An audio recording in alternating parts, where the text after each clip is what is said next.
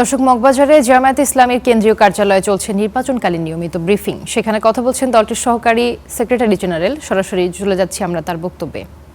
প্রচারণা চালিয়েছে, যেটা আচরণের বিধি সুস্পষ্ট লঙ্ঘন বিএনপির।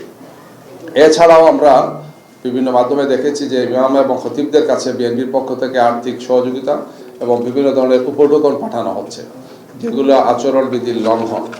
এইভাবে গত কয়েকদিনে অনেক জায়গাতেই নারীদেরকে হেনস্থা করা, নাজেহাল করা, নারী কর্মীরা যাতে ভোটে বের হতে না পারে তাদেরকে হুমকি ধুমকি দেওয়ার ঘটনা একটার পর একটা ঘটে যাচ্ছে।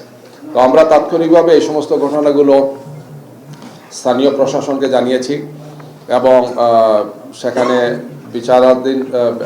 বিচারের দায়িত্বে যারা আছেন, বিশেষ করে ম্যাজিস্ট্রেট সহ যারা আছেন, আমরা তাদেরকে অবহিত করেছি। নির্বাচন কমিশনকে আমরা এগুলো অবহিত করেছি আগে।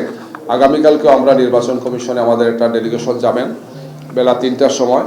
যে ডেলিগেশনে আমাদের কেন্দ্রীয় নারী সংগঠনের নেতৃবৃন্দ থাকবেন। আমরা সেখানে এই সমস্ত বিষয় আরও বিস্তারিতভাবে নির্বাচন কমিশনকে অবহিত করব।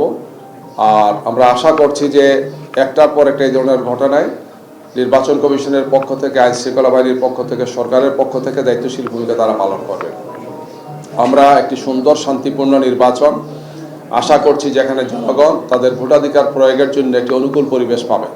কিন্তু আমাদের সে মনে হচ্ছে যে একটা দল পরিস্থিতি উত্তপ্ত করছেন, একটার পর একটা এই ধরনের আতঙ্কজনক পরিস্থিতি তৈরি করে, সাধারণ ভোটারদের মধ্যে আতঙ্ক তৈরি করে তারা যাতে ভোট কেন্দ্রে না আসেন, এই ধরনের একটা অপপ্রয়াস তারা চালাচ্ছেন। আমরা তাদেরকে দৃষ্টাসন করতে চাই, সরকার এবং নির্বাচন কমিশনকে বলতে চাই যে অতীতে ফেসিবাদ যে কাজগুলো করেছে, আগামীতে যাতে কেউ এই কাজটা না করে, নিজেদের ফেসিবাদের তকমা যাতে তারা নিজেদের জন্য যাতে তারা বাছাই করে না আনে, সেটা আমাদের